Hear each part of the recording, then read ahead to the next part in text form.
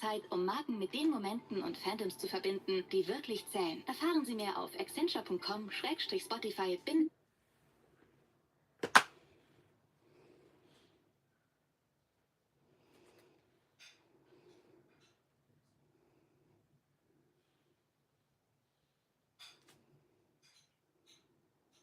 It's thick, rotten, and hard to ignore. You assume it's a dead animal, and this is the disturbing Japan iceberg explained. Tier 1, Aokigahara Forest, the suicide forest. It's 2003. You're hiking near Mount Fuji when a bad smell drifts through the trees. It's thick, rotten, and hard to ignore. You assume it's a dead animal and keep walking. Then you notice a pair of shoes, then a rope hanging from a tree. A few steps later, you see the body, barely 2 feet away, partially decomposed and covered in moss. Aokigahara Forest sits at the base of Mount Fuji, covering 35 square kilometers of dense trees, twisted roots, and volcanic rock. Locals call it Jukai, which means the sea of trees. It looks peaceful at first, the kind of place hikers go to clear their heads. But Aokigahara is known for something else. It's where people go when they've decided not to come back. The forest became a hotspot for people trying to end their lives for quite a few reasons. The trees grow out of hardened lava, with roots sticking up from the ground at just the right height. Learning a new skill is hard, but with Duolingo, it's fun and easy. If you can only perform when the deadline is on fire, here are 3 things that will... that. The woods are so dense that once you step off the path, no one is going to see you. The volcanic rock messes with compasses too, which means backing out isn't guaranteed. And on top of all that, it's only about 2 hours from Tokyo. Aokigahara is nicknamed the Self-Delete Forest, and the numbers back that up. In 2003 alone, authorities found 105 bodies. That's the highest official count on record. The real number is probably higher because dense vegetation and the sheer size means some bodies stay hidden for years. In 2010, officials stopped publishing annual counts, saying it encouraged the behavior. The forest's reputation goes back centuries. Locals tell stories about yurei, vengeful spirits tied to unfinished lives trapped in the trees. By the 1950s, newspapers and novels were reporting dozens of deaths in Aokigahara in just a few years.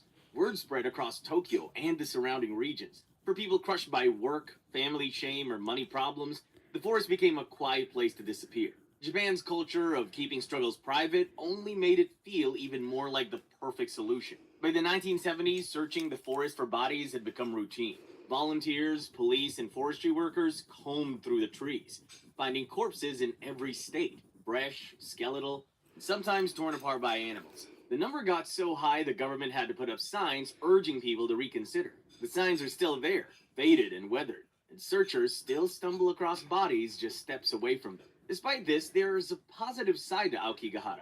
People go there to hike for fun.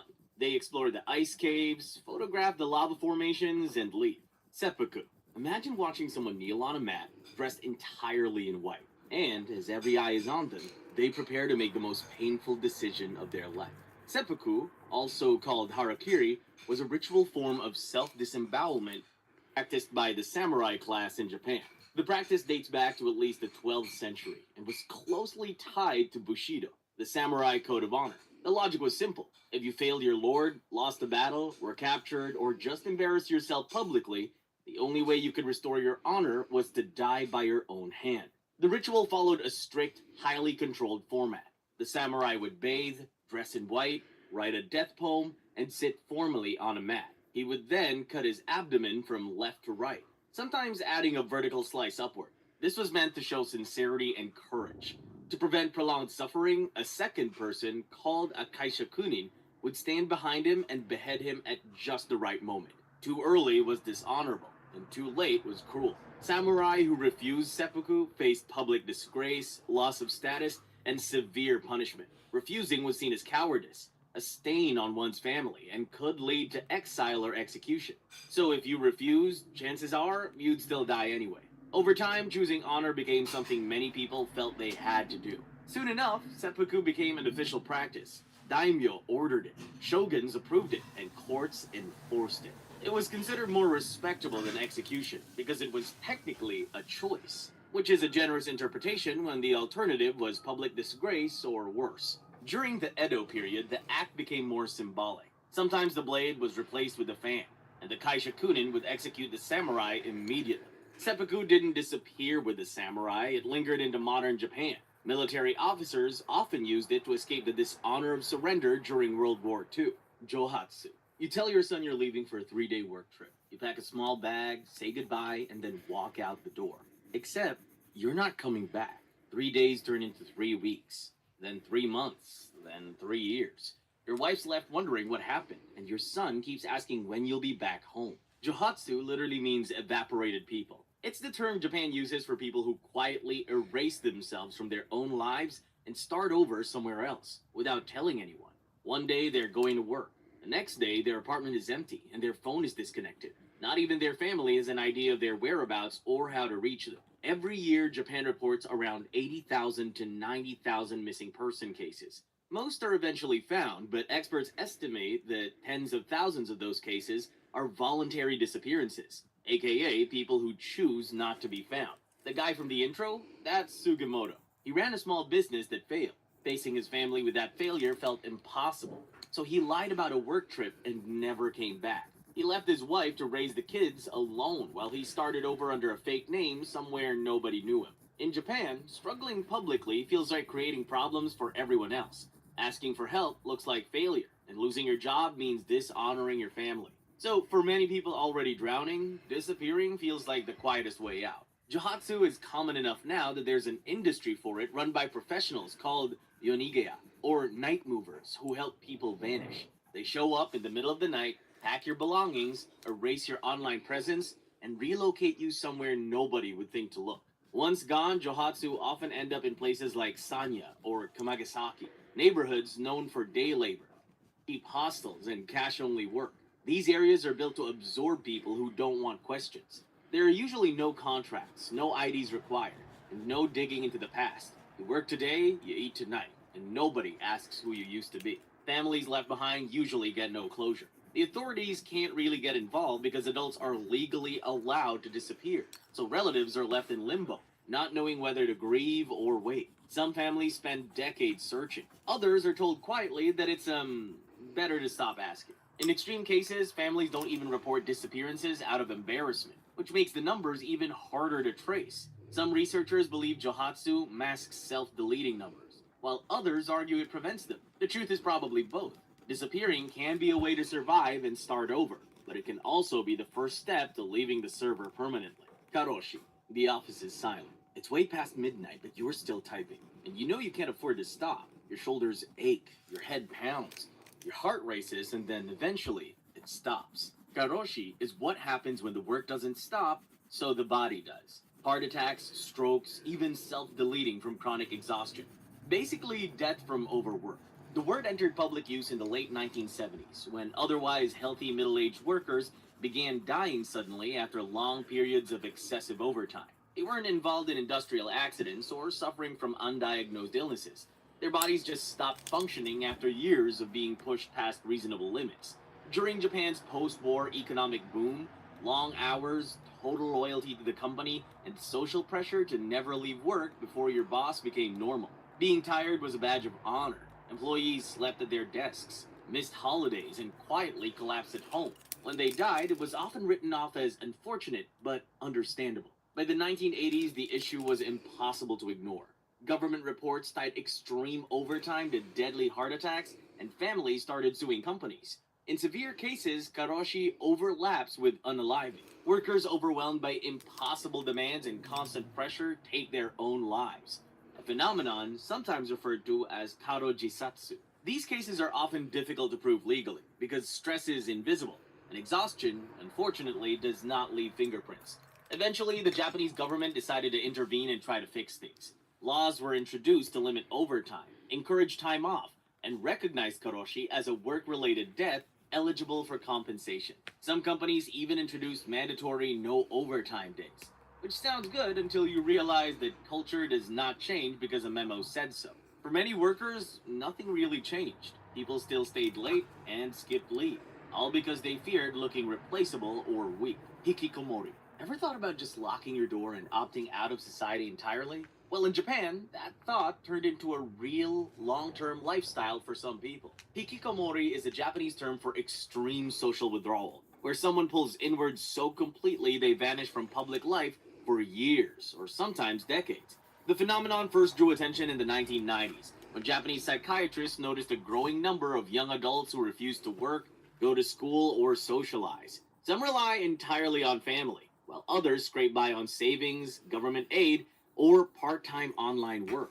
Hikikomori usually starts with pressure, bullying, failing at school, losing face at work, or just the constant terror of messing up in a culture that demands perfection and forgives almost nothing. From the outside, it might look like a choice, but it isn't that simple. Most cases come with total digital immersion. Video games, forums, and social media take the place of real-world interaction. Contact with the outside is minimal and tightly controlled. Meals, hygiene, sleep, all of it follows routines within the room. It's like living in a tiny, extremely strict country of one. Most hikikomori live with their parents. At first, families tell themselves it's temporary and assume it'll pass. Months stretch into years. Friends stop coming by. Holidays grow quiet. And suddenly, it's a full-blown crisis.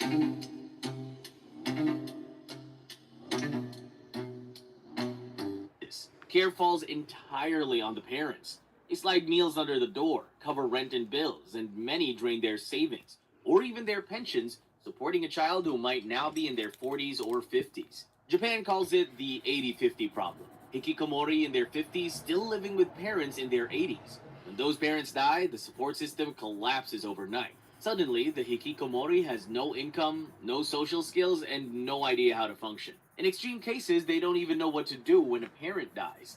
Bodies can stay in bed for weeks, and sometimes the child wastes away beside them. In 2019, social workers in Saitama Prefecture checked on a man in his mid-40s who hadn't left his childhood bedroom since the late 1990s. His parents brought meals to his door every day and paid all his bills, telling neighbors he was working from home. When his father died, nothing changed. The man stayed in the room. Authorities only got involved when the house went silent, and he was placed under local welfare supervision, where he survived quietly. The government and nonprofits have tried everything: therapy programs, support groups, even social coaches who visit homes to push reintegration. Results vary. Sometimes it works, and other times, well, Tier 2, Tokyo sarin gas attack. It's the morning of March 20, 1995, and the Tokyo subway is packed like always. You're inching along through the Kasumi Gaseki when a man steps off, leaving something behind. At first, nobody notices, but minutes later, people start coughing. Their eyes are burning, and they're stumbling as if the air itself turned against them. That's when you realize something is very, very wrong. What you just witnessed is part of a chain of events that's now known as the Tokyo sarin gas attack, the deadliest act of domestic terrorism in modern Japanese history. It wasn't carried out by a foreign enemy or a shadowy intelligence agency or even a political movement in the traditional sense. The perpetrators were members of a yoga and spirituality cult, or at least they started out as that. The group responsible was Aum Shinrikyo.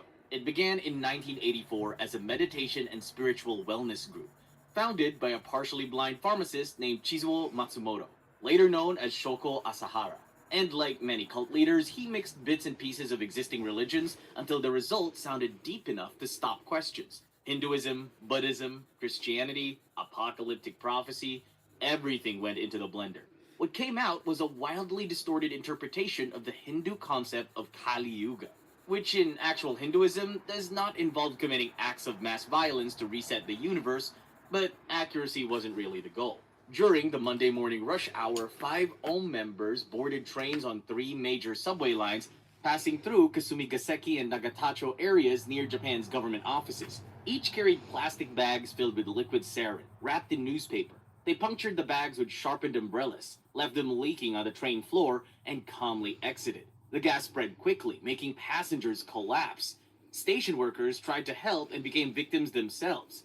Some people walked out blind, while others never walked out at all. 13 people died in total, and around 50 were severely injured. Nearly 6,000 suffered temporary vision loss or nerve damage. Long before the subway attack, the warning signs were impossible to miss. Ulm had already been linked to serious crimes like the 1989 murder of a lawyer, Tatsumi Sakamoto, and his family, and the 1994 sarin attack in Matsumoto that killed 8. And yet, the police kept focusing on a local resident, largely ignoring the cult. They knew the group had bought chemicals for nerve gas. Every red flag was there, and still, nothing decisive happened. Why?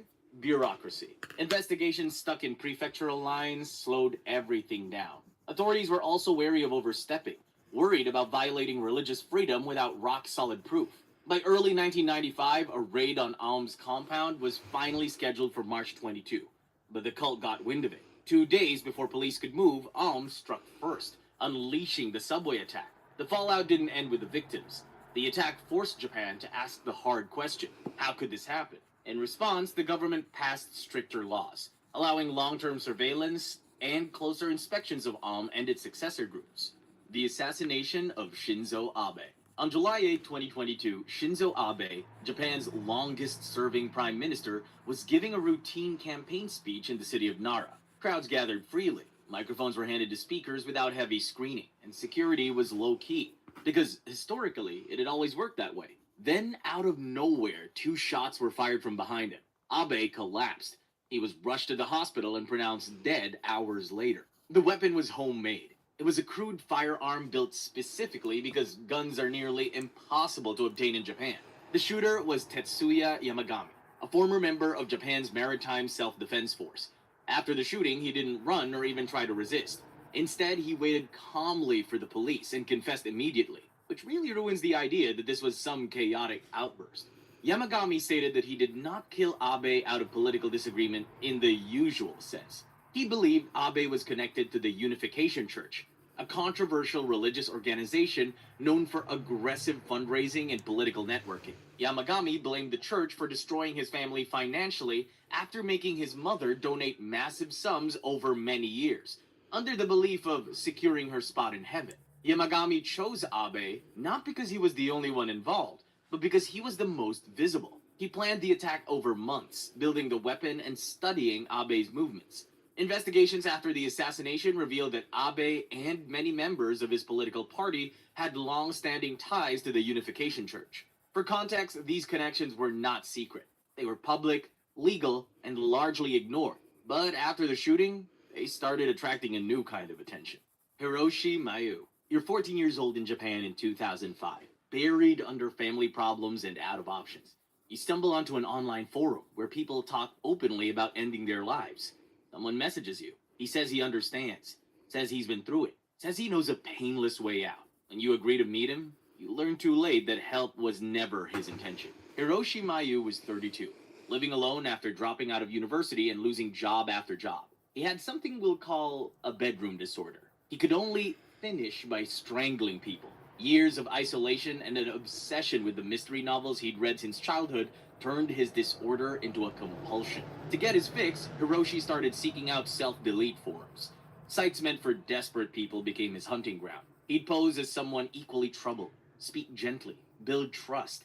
Then he'd offer to help them die painlessly using carbon monoxide in a car. His victims believed him. One of them was a 14-year-old boy escaping family despair. Another was a 25-year-old woman crushed by debt. A third was a 21-year-old man haunted by failure. They all thought they were meeting someone who understood, but that wasn't the case. When they showed up, the story changed. Hiroshi attacked and strangled each of them to death to fulfill his sick desire. He got caught when the disappearances raised alarms. Police traced the victims' last online messages and found they'd all talked to the same username on the forum. Investigators matched IP addresses and phone records and tracked him down. He wasn't the brightest matchstick in the box, so his home and car had evidence everywhere. He confessed immediately, admitted he lured his victims with promises of painless death, then strangled them instead. Said his childhood obsession with mystery novels drove the whole thing. Hiroshi Mayu was sentenced to death, and in 2009, he was executed. Internet cafes. Imagine walking into an internet cafe in Japan. You smell coffee and fried food, see the glow of screens everywhere, and pass rows of tiny cubicles just big enough for one person. Most people think these places are for gamers or late-night browsing, but for thousands of people in Japan, there's something else entirely. Their home. The people who live there are known as net cafe refugees, or net cafe dwellers. They can't afford proper housing, so they spend their nights in cramped cubicles, usually showering with whatever facilities the cafe has. By 2020, estimates suggested more than 40,000 people were living this way, using internet cafes as temporary shelters.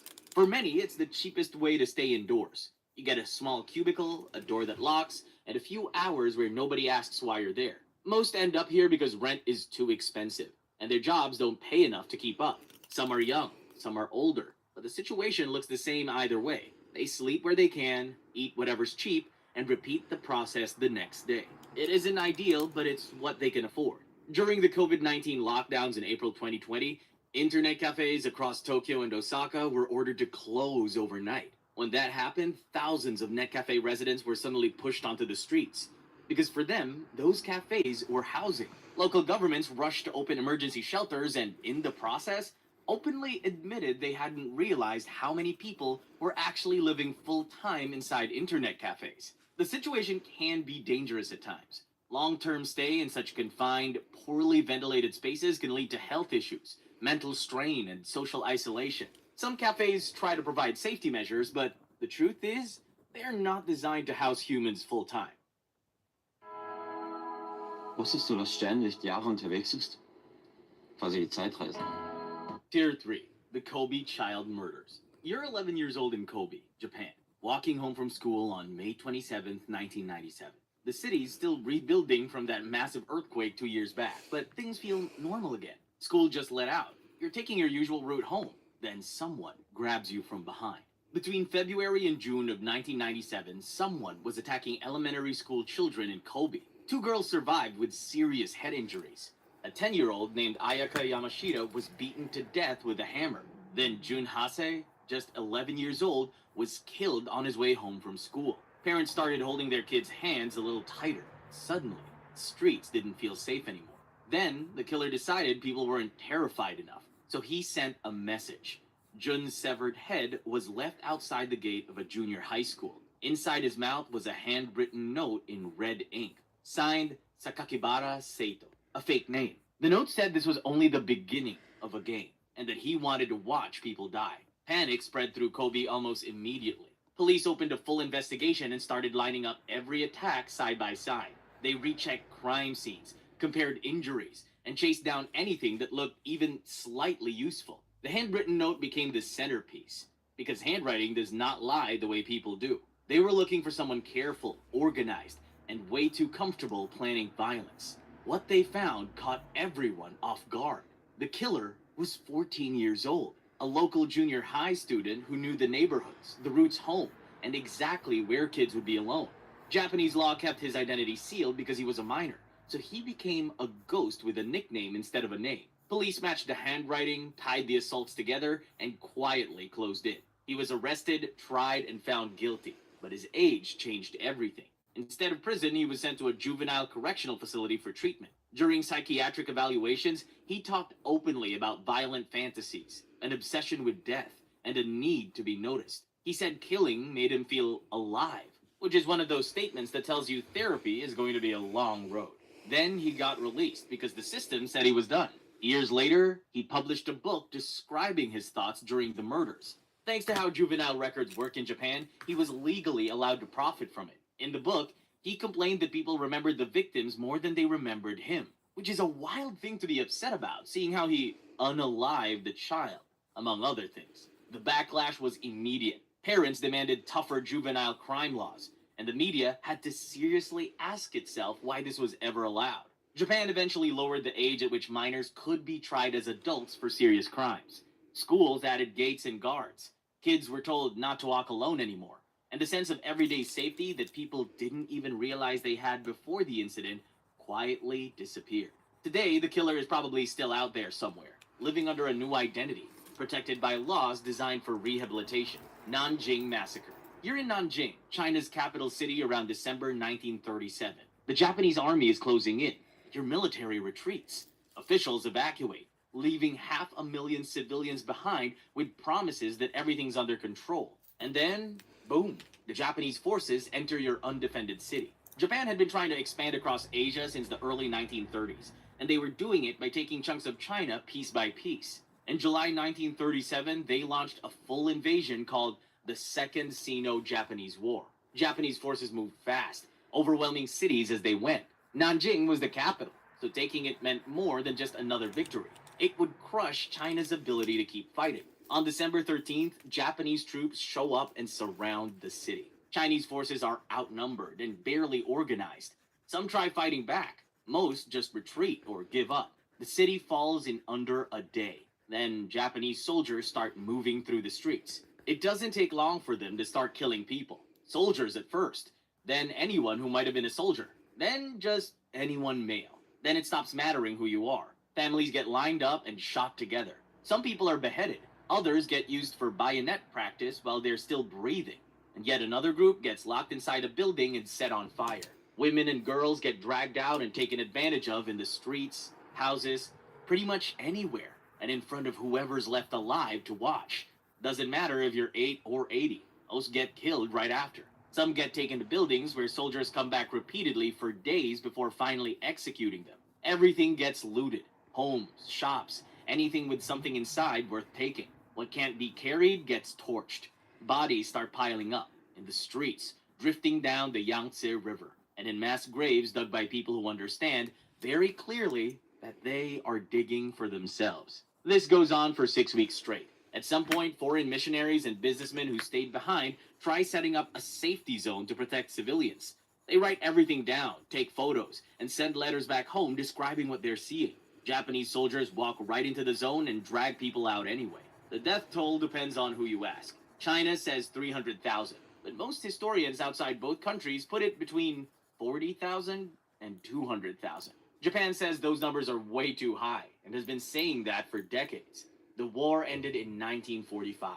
Some officers got tried and executed for what happened at Nanjing, but Japan never actually owned up to it as a country. Textbooks downplay it or leave it out. Politicians call it exaggerated, and some even say it never happened. When apologies do come, they're worded carefully enough to mean nothing. China built a memorial hall in Nanjing to honor the victims and keep their version of the tragedy alive. Japan's been complaining about it ever since, saying it exaggerates what happened. They go back and forth about the numbers, about what to call it, and about whether the term massacre is even accurate. The thing is, the evidence is pretty damning. There are photos, diaries from Japanese soldiers describing what they did, sometimes even bragging about it. Survivors left detailed accounts too, from those who lived through it and foreigners who were in the city. Most of the survivors are gone now. The kids who saw it in 1937 would be in their 90s today if they're even alive. And somehow, people are still arguing about what actually happened. Issei Sagawa. It's 1981, and you're walking through the quiet streets of Paris. The air is crisp, and students are chatting as they leave campus. Among them, someone is smiling politely, carrying a notebook and blending in perfectly. You have no reason to think he's not what he pretends to be, but that's exactly the case. Issei Sagawa seemed like an ordinary young man from a wealthy family in Japan. He was studying abroad, learning, reading, and living the life of a foreign student. He was polite and unassuming, and didn't really stand out. But inside, a violent obsession had been quietly growing for years. One evening, he invited a classmate over. Anyone walking by would have thought it was a normal study session, but it wasn't. He got her to come using the excuse of homework and conversation, and as soon as the door closed, he attacked. He strangled her first, and then, when she was dead, cut and ate parts of her body. After he was caught and arrested in France, psychiatrists declared Sagawa legally insane and unfit to stand trial. That ended the case there, so they sent him back to Japan. By the time he got home, Japanese prosecutors had nowhere to turn.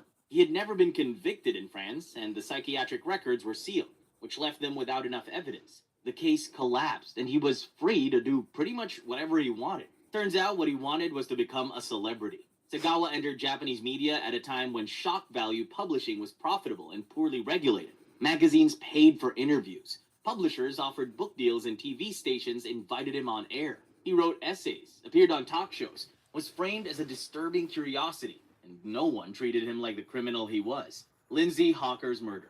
You're heading out to teach a private English lesson in Tokyo, 2007. Nothing unusual, just a quiet meeting like all the other ones you've done before. You've exchanged messages, set a time, and picked a place. It's all routine, but during the lesson, something changes. By the time you realize it isn't normal, it's too late to leave. In 2007, Lindsay Hawker was a 22-year-old British English teacher living in Japan. Like many foreign residents, she taught private lessons to support herself. It was very much common at the time. So when a man contacted her claiming to be a student, there was no obvious reason to be suspicious. The lesson was scheduled for March 26th, and Lindsay went along, thinking it would be just another normal session. Tatsuya Ichihashi, the man she was supposed to be tutoring, seemed quiet and polite, the kind of person who barely registers in a crowd. She had no idea, though, that he had already become obsessed with her. Once she was alone with him, he drugged her, assaulted her, and then killed her. Next, he buried her body in a bathtub filled with sand and dirt on his apartment balcony.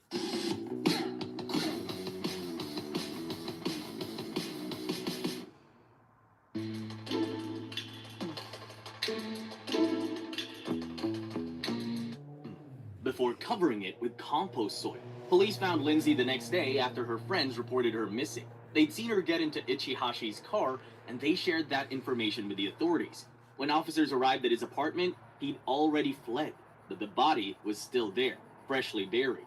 From that day, Ichihashi vanished. For about 2 years, he lived under fake identities, worked odd jobs, and managed to stay hidden, even though authorities had launched a full-scale manhunt. When police finally caught him in 2009, he'd undergone cosmetic surgery to change his face. He tried to become someone else rather than face what he'd done. In the end, he was sentenced to life in prison in 2011. For foreign residents in Japan, the case hit differently. Many relied on private lessons and informal trust as part of daily life. And after Lindsay's murder, that safety net cracked. Language teachers started rethinking one-on-one lessons in private spaces, and women adjusted their routines. Lindsay's case is a reminder that predators don't always lurk in dark alleys. Sometimes they're quiet, polite, and unassuming.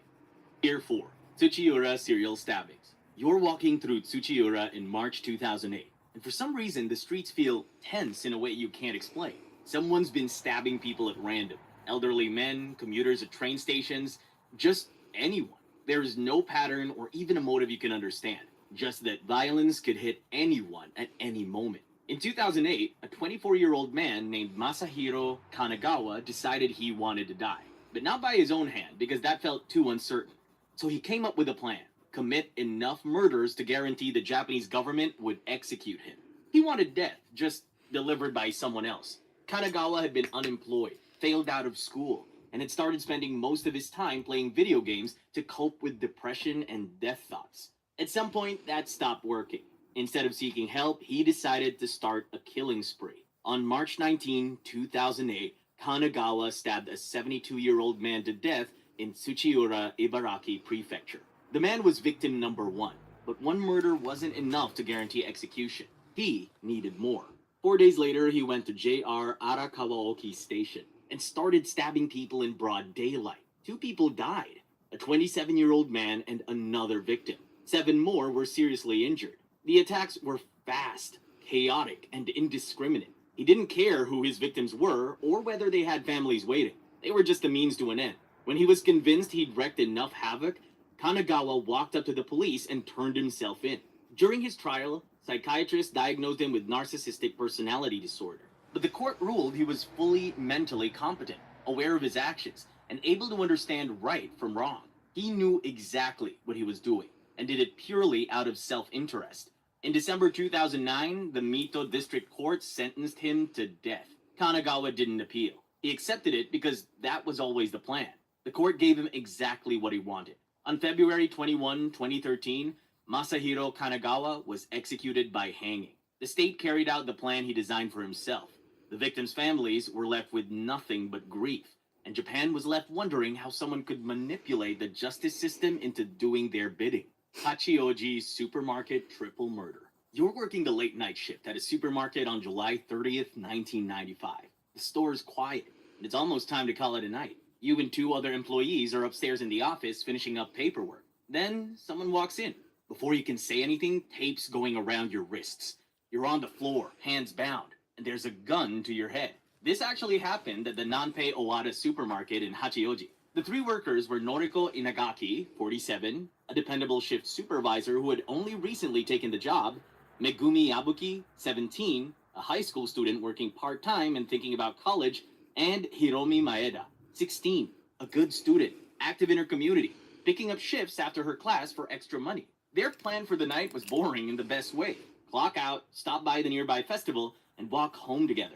Sadly, they never made it out. Around 9:15 p.m. in the second floor office, something went very wrong. Investigators believe the killer entered the staff area after closing, when the store was locked and empty. Downstairs, everything looked normal. There were no signs of a struggle or any reports of shouting. Whatever happened upstairs was fast and controlled. The three employees were restrained with tape and forced into submission before they fully understood what was happening. One by one, they were shot in the head at close range. When they were called in to investigate, police found the office safe showing signs that someone had tried to force it open.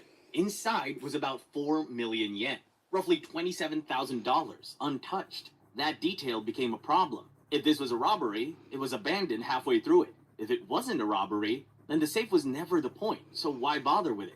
Investigators recovered fingerprints from the scene that matched a man who later died in 2005.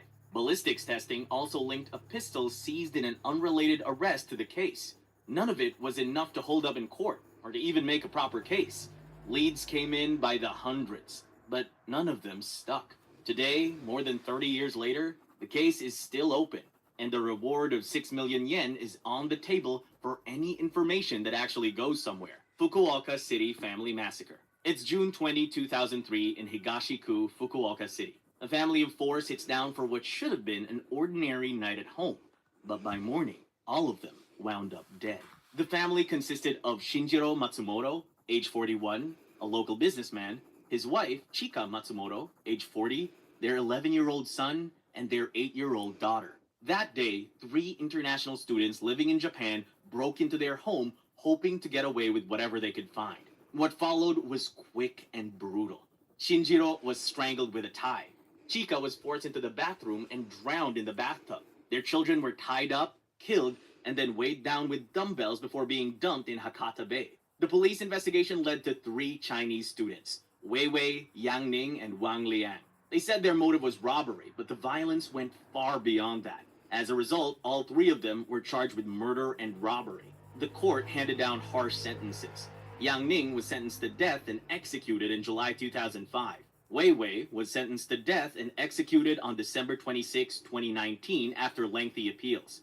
And Wang Liang received life imprisonment. Capital punishment is still legal in Japan, and although it's rarely used, both the authorities and the public agreed that this was one of those cases that deserved it. The murder of the Matsumoto family made people across Japan feel vulnerable. The idea that your home is a safe place suddenly felt fragile. Strangers seemed less trustworthy. Neighbors watched each other more closely. And the simple act of sitting down for a family dinner carried a quiet tension.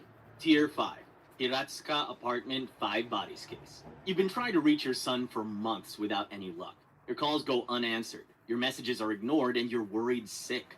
Finally, you decide to check on him yourself. What you don't know is that you were about to walk into an apartment with 5 dead bodies inside, and one of them is your 35-year-old son. This is exactly what happened to a Japanese woman in May 2006. When she first entered the apartment, she first saw Rikako Okamoto, her son's 19-year-old stepsister, lying dead on a futon. Nearby, her son, Minehiro Yamauchi, was found hanging from a loft opening. At first, police thought Minehiro took his own life. Then, they find 3 more bodies, small ones. Children wrapped in black plastic bags, stuffed into cardboard boxes sealed with tape. The children were believed to be Rikako's younger siblings, and some other infants connected to the household. Because of decomposition, their identities were never fully confirmed. Police eventually arrested Chizuko Okamoto, Rikako's 54-year-old mother, 2 days later after evidence suggested she had strangled Rikako back in October 2005, roughly 7 months before the bodies were found. There was even a note lying around in the apartment that suggested she'd done it. As for the other kids, their deaths were a mystery. Too much time had passed, their bodies were in rough shape, and some things would never get answered in court. Chizuko had what you could call a disturbing past. She left her first marriage in the 70s, and later she went off the rails a bit, telling neighbors her missing son had been kidnapped by foreign agents. People said she was unstable, kept to herself, and lived in isolation. That isolation may have been why her actions went unnoticed for 7 whole months. The Wednesday Strangler. Imagine if every Wednesday you stay indoors no matter what. Not because you're superstitious, but because you're scared for your life. Between 1975 and 1989, a quiet rural stretch of Saga Prefecture, Japan, was haunted by a pattern no one could explain. 7 women and girls disappeared, mostly on Wednesdays. The person responsible was never caught.